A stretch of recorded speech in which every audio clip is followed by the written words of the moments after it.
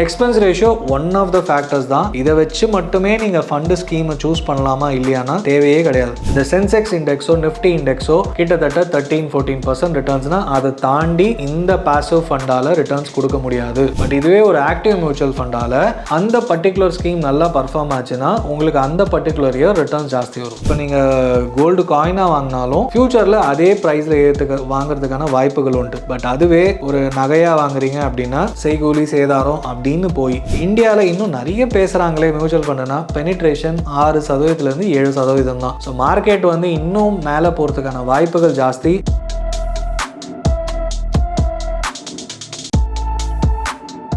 SME intellect வியாபாரிகளின் நண்பன். வியாபார கடனுக்கு சொத்து அடமானம் தேவையில்லை. மார்க்கெட் வட்டியில் பாதி மட்டுமே. பிடித்தமில்லாத முழு கடன் வசதி. தொடர்புக்கு 9884400634 9600522282. வெல்த் கஃபே நேயர்களுக்கு வணக்கம். நான் கணேசன் துரு, உங்கள் ஃபினான்ஷியல் எக்ஸ்பர்ட். லாஸ்ட் ஃபியூ வீடியோஸில் பார்த்தீங்கன்னா நிறைய பேர் கொஸ்டின்ஸ் கேட்டிருந்தீங்க. எக்ஸ்பென்ஸ் ரேஷியோனா என்ன மாதிரி இன்வெஸ்ட்மெண்ட் பண்ணலாம், நாங்களே இன்வெஸ்ட்மெண்ட் பண்ணலாமா, இந்த மாதிரி கொஸ்டின்ஸ்லாம் கேட்டிருந்தீங்க. ஸோ அதுக்கான ஆன்சர் தான் இந்த வீடியோவில் நம்ம பார்க்க போகிறோம். ஸோ ஜென்ரலாக எக்ஸ்பென்ஸ் ரேஷியோ அப்படின்னா என்ன அப்படின்னா, ஒவ்வொரு ஸ்கீமுமே அதை ஆப்ரேட் பண்ணுறதுக்குன்னு ஒரு எக்ஸ்பென்ஸ் ஆகும்.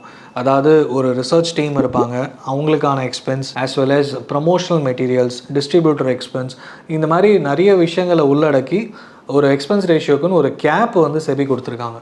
2.25%. இந்த 2.25% ஆரம்பம். அதாவது ஒரு நியூ ஃபண்ட் ஆஃபர் புதுசாக லான்ச் ஆகுதுன்னா 2.25% வரைக்கும் போகலாம் அப்படின்றது. ஸோ இது போக போக அசட் சைஸ் பில்ட் ஆக ஒரு 10,000 crores.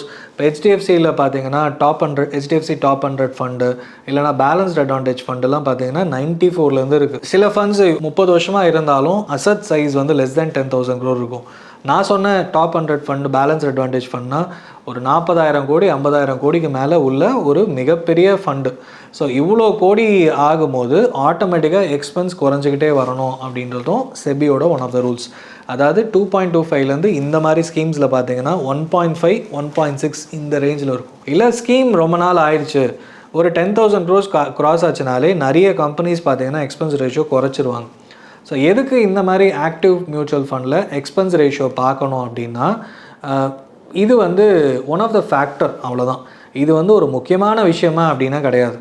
நிறைய ஸ்கீம்ஸில் ரிட்டர்ன்ஸ் ஜாஸ்தியாக இருக்கும், சேர்னிங் ஜாஸ்தியாக இருக்கும். அதனால் சேர்னிங் ஜாஸ்தியாக இருக்கும். அசட் சைட்ஸ் அதாவது 400 கோடி 1000 கோடிக்கெல்லாம் நிறைய ஸ்கீம்ஸ் இருக்குது.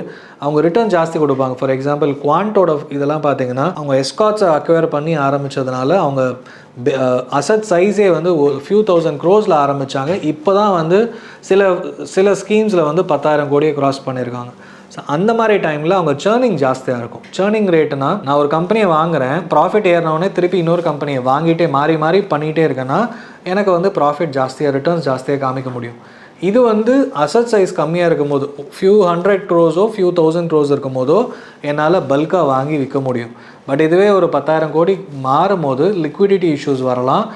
நான் ஃப்ரீக்வெண்ட்டாக மாற்றவும் கூடாது. ஏன்னா அதுவும் one of the factors for beta volatility. இது எல்லாமே மெஷர் ஆகும்போது அடி வாங்கும். ஸோ இந்த expense ratio one of the factors தான். இதை வச்சு மட்டுமே நீங்கள் ஃபண்டு ஸ்கீமை சூஸ் பண்ணலாமா இல்லையானா தேவையே கிடையாது. எனக்கு தேவையான ரிட்டர்ன்ஸ் வருதா, ஆக்டிவ் ஃபண்டுக்கும் பாசிவ்க்கும் உள்ள டிஃப்ரென்ஸ் உங்களுக்கு புரிஞ்சதுன்னா ஆக்டிவ் ஃபண்டில் எக்ஸ்பென்ஸ் ரேஷியோவை தாண்டி ரிட்டர்ன்ஸ் காமிக்க முடியும்.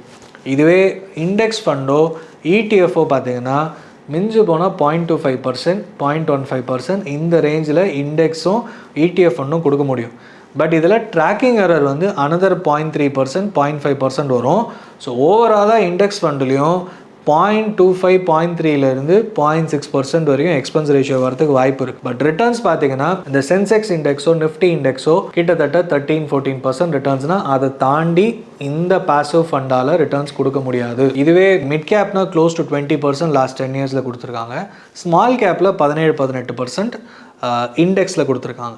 ஸோ இந்த பர்சன்டேஜ் தாண்டி வர முடியுமானா ஒரு இண்டெக்ஸை காப்பி பண்ணி கிரியேட் பண்ணுற இண்டெக்ஸ் ஃபண்டோ இடிஎஃப்ஆலையோ கொடுக்கவே முடியாது. பட் இதுவே ஒரு ஆக்டிவ் மியூச்சுவல் ஃபண்டால் அந்த பர்டிகுலர் ஸ்கீம் நல்லா பர்ஃபார்ம் ஆச்சுன்னா உங்களுக்கு அந்த பர்டிகுலர் இயர் ரிட்டர்ன்ஸ் ஜாஸ்தி வரும். So HDFC mid cap opportunities பார்த்தீங்கன்னா க்ளோஸ் டு 21% கொடுத்துருக்காங்க. நிப்பான் இந்தியா ஸ்மால் கேப் 25% லாஸ்ட் 10 இயர்ஸில். SBI small cap 23-24%. இது எல்லாமே ஆக்டிவ் மியூச்சுவல் ஃபண்டில் மட்டும்தான் கிடைக்கும் அதிகப்படியான ரிட்டர்ன்ஸ். ஸோ எக்ஸ்பென்ஸ் ரேஷியோ 2% 1.25% இருக்கே sir. For example Nippon India small கேப்பில் ஐ திங்க் 1.65 அந்த ரேஞ்சில் இருக்குது. இது ஜாஸ்தியாக இருக்கேன்னு பார்த்தீங்கன்னா ரிட்டர்ன்ஸும் ஜாஸ்தியாக இருக்குது. எனக்கு எக்ஸ்பென்ஸ் ரேஷியோ பார்த்தீங்கன்னா நீங்கள் ஸ்மால் கேப் இண்டெக்ஸில் மட்டும்தான் போடணும். பட் எனக்கு ரிட்டர்ன் ஜாஸ்தி இருக்குது, லாங் டேர்மில் எனக்கு நல்ல க்ரோத் காமிக்கிறாங்க அப்படின்னா Nippon India small cap I think close to 45,000 crores வந்து அசட்டை மேனேஜ் பண்ணுறாங்க. ஸ்மால் கேப்பில் one of the best performing for the last 10+ years அப்படின்னு சொல்லலாம். யூஸ்வலாகவே ஸ்மால் அண்ட் மிட் கேப் வந்து ஒரு டைம் பீரியட் ஏறும் இறங்கும். பட் ஆவரேஜாக 10 வருஷமாக மோர் தேன் 20% ரிட்டர்ன்ஸ் கொடுத்துருக்காங்க இந்த எஸ்பிஐயும் நிப்பான் இந்தியா ஸ்மால் கேப் செக்டாரில். ஸோ நமக்கு ரிட்டர்ன்ஸ் தான் முக்கியம் அப்படின்னு முடிவு பண்ணிங்கன்னா மற்றதெல்லாம் தேவையில்லை. எதுக்கு ரிட்டர்ன்ஸாக முக்கியம் அப்படின்னா, இப்போ நீங்கள் ஒரு கோல்டு வாங்க போகிறீங்கன்னா இப்போ கடகடன் 3 மாதத்தில் ஏறிடுச்சு, கிட்டத்தட்ட 20% கோல்டு ஏறிடுச்சே, இப்போ போய் வாங்கவான்னு நிறைய பேர் நிற்பீங்க. பட் ஆனால் கோல்டு ஏறுறதுக்கு முன்னாடி வாங்குறது சாமர்த்தியமான விஷயம். 2019லேயும் எனக்கு தெரிஞ்சு நிறைய பேர் வந்து கோல்டு ஏறும்போது ஏறுதுன்னு சொல்லி நிறைய பேர் ஏறின பிறகு போய் வாங்கினாங்க. அதுக்கப்புறம் அடுத்த 3-4 வருஷம் ஏறவே இல்லை. இப்போ மறுபடியும் பயங்கர growth because of global reason. இப்போயும் நிறைய பேர் வாங்கலாமான்னு போய் க்யூ கட்டி நிற்கிறீங்க. சரி, இதை தாண்டி இப்போ நீங்கள் கோல்டு காயினாக வாங்கினாலும் ஃப்யூச்சரில் அதே ப்ரைஸில் வாங்குறதுக்கான வாய்ப்புகள் உண்டு. பட் அதுவே ஒரு நகையாக வாங்குறீங்க அப்படின்னா செய்கூலி சேதாரம் அப்படின்னு போய் இன்வெஸ்ட்மெண்ட்டுன்னு நிறைய பேர் கோல்டு நகையாக வாங்குறாங்க. செய்கூலி சேதாரம்லாம் வந்து ஒரு 10%க்கு மேலே போய் அதுக்கப்புறம் தான். ஸோ இது வந்து ஈக்குவலி கம்பேர் பண்ணிக்கோங்க எக்ஸ்பென்ஸ் ரேஷியோ. ரியல் எஸ்டேட் வாங்கினாலும் ரெஜிஸ்ட்ரேஷன் சார்ஜ்னு கவர்மெண்ட்டே வந்து ஒரு 8-10% வாங்கிடுவாங்க. அது இல்லாமல் புரோக்கர்ஸ் கண்டிப்பாக இருப்பாங்க, அவங்களுக்கு ஒரு 2% போனீங்கன்னா 10-12% வந்து ஒரு ரியல் எஸ்டேட்டில் எந்த ஒரு ரெசிடென்ஷியல் பிளாட்டோ கமர்ஷியல் பிளாட்டோ இல்லாமல் உங்களால் வாங்க முடியாது. ஸோ அதே மாதிரி இது வந்து அசட் கிளாஸ் அசட்ஸ் நீங்கள் எங்கே போனாலும் ஏதோ ஒரு பர்சன்டேஜ் எக்ஸ்பென்ஸ்னு இருக்க தான் போகுது. யூலிப்பில் இன்சூரன்ஸ் யூலிப்பில் போனீங்கன்னா எக்ஸ்பென்ஸ் ரேஷியோ க்ளோஸ் டு 8-10% இருக்கும். ஒரு 5 வருஷத்துக்கு மேலே தான் 3-4% இருக்கும். ஸோ இதுக்கு கீழே வரவே வராது.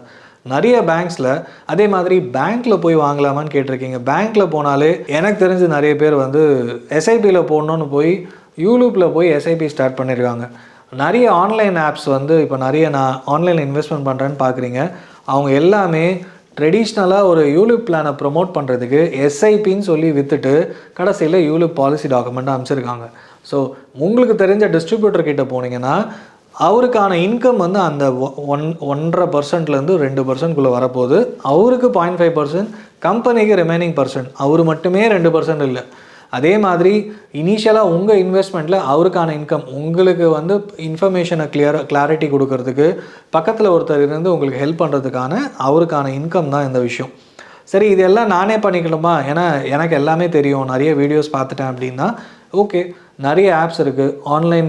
ஆன்லைன் ஆப்ஸ் பார்த்தீங்கன்னா மொபைலில் க்ரோ, அப்புறம் coin by Zerodha, direct mutual fund பிளாட்ஃபார்ம்ஸ்ன்னு நீங்கள் செலக்ட் பண்ணிங்கன்னா இந்த மாதிரி ஆப்ஸில் டைரக்ட் மோடில் போகலாம். அது வந்து நானே தேடிட்டேன், எனக்கு இந்த ஃபண்டு நல்லாயிருக்கு, நிறைய ஆன்லைனில் பார்த்துட்டேன் இந்த ஃபண்டு நல்லாயிருக்கு அப்படின்னு நீங்களாக மினிமம் இன்வெஸ்ட்மெண்ட்லேருந்து பண்ணுறது, இது ஓனாக பண்ணுறது. இல்லைனா ரெஜிஸ்டர்ட் இன்வெஸ்ட்மெண்ட் அட்வைசர், எனக்கு டைம் இல்லைனா யாராவது கைட் பண்ண நல்லாயிருக்கும், நான் ஃபீஸ் பே பண்ணிடுறேன் அப்படின்னு ஃபீஸ் பே பண்ணிவிட்டு அவர் கேட்குற ஃபீஸை பே பண்ணிவிட்டு அவர் சொல்கிற ஃபண்ட்ஸில் நீங்களாக எக்ஸிக்யூஷன் இந்த மாதிரி பிளாட்ஃபார்ம்ஸில் பண்ணிக்கலாம். இது ஒரு ஆப்ஷன். மூணாவது தான் டிஸ்ட்ரிபியூட்டர் கிட்ட போகிறது. ஒரு ஆம்ஃபி ரெஜிஸ்டர் டிஸ்ட்ரிபியூட்டர் கிட்ட போனீங்கன்னா அவர் வந்து உங்களுக்கு தேவையான இன்ஃபர்மேஷன்ஸ் கொடுத்து உங்கள் வீட்டுக்கே வந்து சர்வீஸ் பண்ணி, இல்லை உங்கள் வீட்டில் இருந்து டாக்குமெண்ட்ஸை கலெக்ட் பண்ணிவிட்டு உங்களுக்கு தேவையான ஸ்டேட்மெண்ட்ஸோ வேறு டவுட்ஸை கிளாரிஃபை பண்ணி இந்த எல்லா விஷயம். இந்த ரெஜிஸ்டர்டு இன்வெஸ்ட்மெண்ட் அட்வைசருக்கு ஃபீஸாக கொடுப்பீங்க, இவருக்கு ஃபீஸ் கொடுக்க மாட்டீங்க, தனியாகவே வந்து கமிஷன் அப்படின்னு வந்துடும். அண்ட் ஃப்யூச்சரில் எனக்கு நிறைய இன்கம் வந்து அவங்க சம்பாதிக்கிறாங்களே, அவங்களுக்கு போதே அதை சேமிக்கலாமான்னா உங்களை 10 வருஷமாக கைட் பண்ணுறதுக்கான ஒரு ஃபீஸ், அவ்வளோதான். இப்போ டாக்டர்கிட்ட போகும்போது நம்ம வந்து அவர் எவ்வளோ ஏர்ன் பண்ணுறாருன்னு பார்க்க போகிறதில்ல. ஒரு சர்ஜரிக்கு வந்து லட்சக்கணக்கில் ஆகுதுன்னா அதில் அவங்க ப்ராஃபிட் மார்ஜின் என்னன்னு நம்ம பார்க்க போகிறதில்ல. நீங்கள் வந்து ஒரு முதலீடை வந்து யார் மூலமாவது பண்ணுறீங்கன்னா சரியாக அவங்க வந்து இன்ஃபர்மேஷன்ஸ் கொடுக்குறாங்களா, உங்களோட ஃபினான்ஷியல் கோல் அச்சீவ் பண்ணுறதுக்கு சரியாக கைட் பண்ணுறாங்களா அப்படின்றத பாருங்கள். கண்ணை மூடிட்டு யாரோ ஒருத்தர் பக்கத்து வீட்டில் சொல்கிறாருன்னு பணம் போடாதீங்க. அவர் வந்து ஃபுல் கைடன்ஸ் கொடுக்குறாரா, அவளோட குவாலிஃபிகேஷன் என்ன, எவ்வளோ வருஷமாக அந்த இண்டஸ்ட்ரியில் இருக்கார், ஃபீ பேஸ்டு அட்வைசரா இல்லைனா மியூச்சுவல் ஃபண்ட் டிஸ்ட்ரிபியூட்டரா, அவருக்கான இன்கம், நீங்கள் ஒரு வேலைக்கு போகிறீங்கன்னா உங்களுக்கான சேல்ரி அப்படின்ற மாதிரி அவர் உங்களுக்கு அட்வைஸ் கொடுக்கறதுக்கு எய்தர் ஆஸ் அ அட்வைசர் ஃபீ பே பண்ணுங்கள், இல்லைனா ஆஸ் அ டிஸ்ட்ரிபியூட்டர் கமிஷன் வாங்கிக்கிட்டோன்னு விடுங்க. ஆர் எல்லா இன்ஃபர்மேஷனும் கேட்டுட்டு நீங்களாக ஸ்டார்ட் பண்ணுங்கள். ஸோ முக்கியமான விஷயம், மியூச்சுவல் ஃபண்ட்ஸை பற்றி நிறைய வீடியோஸ் நிறைய சேனல்ஸில் போயிருந்தாலும் நீங்கள் பண்ண வேண்டியது ஏதோ ஒரு சேனலில் உங்களுக்கு பிடிச்சிருந்தது, கிளாரிட்டி கொடுத்துட்டாங்கன்னா அடுத்த ஸ்டெப் போய் ஸ்டார்ட் பண்ணுங்கள். ஏன்னா ஒரு 500 ருபீஸ் ஒரு ஸ்டார்ட் பண்ணி ஒரு 6 மாதம் கட்டினீங்கன்னா போதும், உங்களுக்கு பர்ஃபார்மன்ஸ் எப்படி இருக்குன்னு ஓரளவுக்கு புரிய ஆரம்பிக்கும். உங்கள் ஃபினான்ஷியல் கோலோட டைப் பண்ணிவிட்டு இந்தியாவில் இன்னும் நிறைய பேசுகிறாங்களே மியூச்சுவல் ஃபண்டுனா பெனிட்ரேஷன் 6%லேருந்து 7% தான். ஸோ மார்க்கெட் வந்து இன்னும் மேலே போகிறதுக்கான வாய்ப்புகள் ஜாஸ்தி. ஏன்னா இந்தியாவில் இப்போ தான் வந்து சேலரி வைஸ் இன்க்ரீஸ் ஆகிட்டே இருக்காங்க. ஸோ இன்னும் நிறைய பேர் பேசுவாங்க, இன்னும் நிறைய பேர் போடுவாங்க. இப்போ தான் 55 லட்சம் கோடி மார்க்கெட் மியூச்சுவல் ஃபண்ட்ஸ்குள்ளே வந்திருக்கு. இது வந்து 100 லட்சம் கோடி, அதாவது $1 ட்ரில்லியன் ஆகிறதுக்கான வாய்ப்புகள் ரொம்ப சீக்கிரமாகவே நடக்கும். இன்னும் நிறைய பேர் உள்ளே வரதுக்கான வாய்ப்புகளும் இருக்குது. ஸோ அதனால் ஏர்லி மூவர் நான் இப்போவே ஆரம்பித்தேன்னா உங்களுக்கு மிகப்பெரிய சொத்து சேர்க்கறதுக்கு, வெல்த் க்ரியேட் பண்ணுறதுக்குன்ற ஆப்ஷனில் மியூச்சுவல் ஃபண்ட் இண்டஸ்ட்ரிக்குள்ளே வாங்க. மியூச்சுவல் ஃபண்ட்ஸ் இன்வெஸ்ட்மெண்ட்டை ஸ்டார்ட் பண்ணுங்கள். நீங்களும் உங்கள் ஃபினான்ஷியல் கோல்ஸை சீக்கிரமாகவே போய் அடையலாம். இன்னமும் உங்களுக்கு ஏதாவது டவுட்ஸ் இருந்ததுன்னா கீழே கமெண்ட் பண்ணுங்கள், கிளாரிஃபை பண்ணுறோம். தேங்க்யூ. இந்த வீடியோ உங்களுக்கு பிடிச்சிருந்தா லைக் பண்ணுங்க, ஷேர் பண்ணுங்க, கமெண்ட் பண்ணுங்க. மறக்காம வெல்த் கஃபே தமிழ் சேனலை சப்ஸ்கிரைப் பண்ணிட்டு பெல் பட்டனை கிளிக் பண்ணுங்க.